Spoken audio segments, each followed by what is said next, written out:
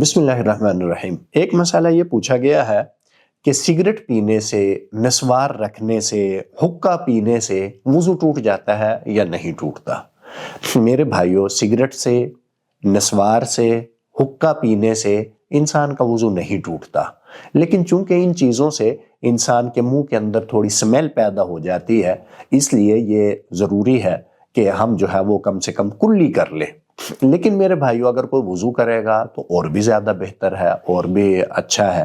لیکن اگر کوئی وضو نہیں کرتا، محض کلی کرتا ہے، جس کی وجہ سے جو سگریٹ پیا اس کی بو ختم ہو گئی، اسی طرح حقہ پیا اس کی بو ختم ہو گئی، اسی طرح نسوار رکھی اس کی بو ختم ہو گئی، اسی طرح انسان اگر کلی کر لے اور اس کے منہ کی بو ختم ہو جائے تو وضو کرنا ضروری نہیں رہتا، لیکن بہتر یہی ہے کہ انسان وضو کر لے۔